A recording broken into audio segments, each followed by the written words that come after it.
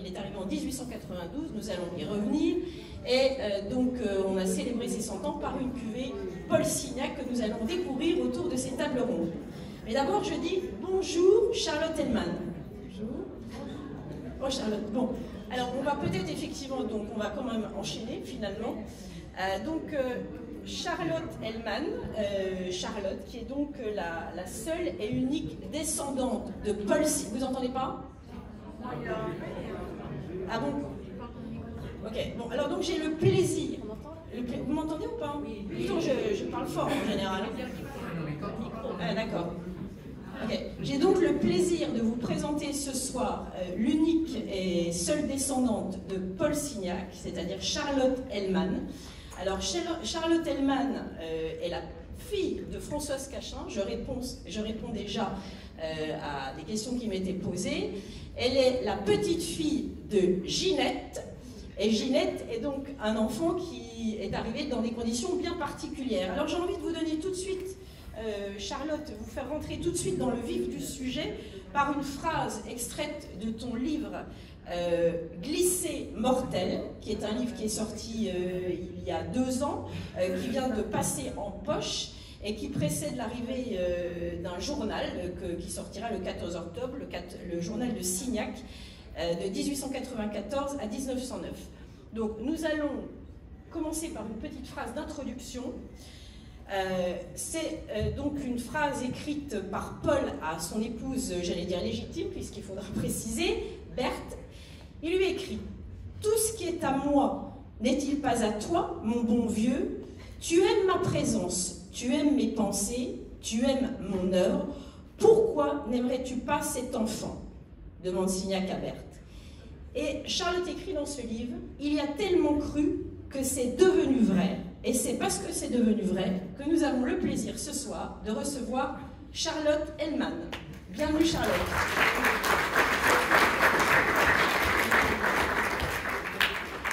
Comment vas-tu Charlotte? Ça va. Vous m'entendez? Pas très bien. Et là, ça va? Je parle très près du micro. Alors, Charlotte nous a rejoint, fraîchement sortie de l'accrochage de l'exposition qui sera consacrée à Paul Signac qui démarre le 12 octobre. Le thème de cette exposition, on va commencer par ça ce soir, et puis ensuite nous emmènerons naviguer sur les flots de l'amour et sur les flots de la Méditerranée. L'expo du musée d'Orsay porte le titre donc de Signac collectionneur. C'est une première, Charlotte. Oui, c'est une première. Ce n'est pas une exposition consacrée à l'œuvre de Signac, mais bien à sa collection, c'est-à-dire les œuvres qu'il a possédées et que nous avons réunies, tenté de réunir dans une exposition qui retrace l'histoire de cette collection. C'est une collection qui raconte aussi un peu la vie de Signac et qui raconte ses goûts, ses engouements et ses dégoûts aussi. Et c'est une collection, évidemment, ce n'est pas la collection spectaculaire d'un Morozov ou d'un Shchuchkin, puisque il ne s'agit pas d'un grand industriel, mais d'un artiste qui avait des moyens, en tout cas au début de sa vie, et un artiste qui a un regard très particulier sur ses contemporains et qui a acheté des œuvres à certains moments de sa vie, de ses aînés, Monet, Cézanne, Degas, de ses contemporains qu'il a beaucoup encouragés dans le néo-impressionnisme, Seurat, Cros, et puis ensuite des peintres fauves qu'il a parrainés. Alors, il démarre cette collection très tôt, Charlotte. Alors, Signac, je le disais, est né en 1863. Merci Charlotte, en 1863. Et finalement, à 16 ans, après avoir vu une exposition de Monet, il se dit « je veux être peintre ». Ah oui, même à 15 ans. À 15 ans. Et oui, c'est un autodidacte. Il voit une exposition de Monet et c'est un choc. Et c'est ce qui va l'emmener vers la peinture, alors qu'il était destiné plutôt à l'architecture ou même à la littérature, parce qu'il aimait bien écrire. Et ça va être la peinture, et ça va être la peinture en autodidacte, c'est-à-dire qu'il va écrire, il va prendre quelques cours, il va écrire à Monet en lui disant cher maître, j'aimerais beaucoup vous montrer ce que je fais. Monet répond un peu plus tard, donc il y a eu un laps de temps, et entre-temps Signac aura progressé. Et Monet et Pissarro, notamment, seront des figures tutélaires, des sortes de parrains pour lui. Et il va, dans la mesure de ses moyens, collectionner des œuvres impressionnistes. Et ensuite, avec la rencontre de Georges Seurat, se tourner vers ce qu'on appelle le néo-impressionnisme, qui est cette technique de la division, le divisionnisme, pointillisme, et dont il va être un des plus grands défenseurs, et dont la collection le montre bien, puisqu'il a collectionné énormément d'œuvres de ses amis qui étaient comme lui néo-impressionnistes. Alors je disais, il commence effectivement très jeune, mais il commence également très jeune cette collection, pour rester sur le sujet de la collection, puisqu'il achète une première œuvre qui est une œuvre de Cézanne à peine 20 ans. Il a 21 ans, il reçoit une somme qui avait été mise de côté pour lui par sa grand-mère, et il va tout de suite chez le père Tanguy, qui vendait des couleurs près de son lycée, au lycée Rollin, en haut de la rue des Martyrs. Il achète une toile de Cézanne qui s'appelle La Vallée de l'Oise et qui restera toujours son œuvre fétiche. Finalement, il ne s'en séparera jamais, même au plus bas de ses moyens financiers, il aura toujours à cœur de la garder avec lui. Alors quelques œuvres aussi comme le cirque, quelques œuvres particulières sur lesquelles tu peux attirer notre regard avant de... Oui, alors il y a des œuvres dont il s'est séparé à regret. Il avait un très très beau Degas dont il s'est séparé au moment de l'affaire Dreyfus, parce qu'il était en désaccord avec Degas, un désaccord politique. Donc là il s'est séparé, il a vendu ce tableau, puis il l'a beaucoup regretté par la suite, évidemment. Et Seurat a été pour lui un mentor, une personne qui l'a profondément marqué, qui a dirigé, dont le souvenir et la mémoire ont imprégné toute sa vie. Et il a en effet collectionné plus de 80 œuvres de Seurat, dont ce fameux tableau Testament, qui est la dernière œuvre de Seurat, qui est ce tableau très étrange, le cirque, et qui est le seul tableau de Seurat en France, puisque tous les autres ont été vendus, partis aux États-Unis, en Angleterre.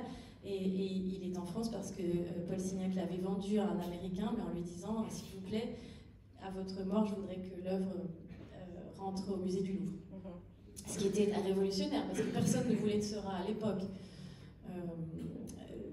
Même dans les années 20, au moment où il a fait cette vente. Et pourquoi Seurat n'a pas été aimé en France. C'est un peintre plus difficile, je pense. Peut-être un peu cérébral. Les Américains, les Anglais, les Allemands ont tout de suite adoré Seurat, mais pas les Français. Alors, donc dans cette collection de Signac représente à peu près 450 œuvres. À Orsay, on en verra 110. C'est ça. Voilà, on en verra 110.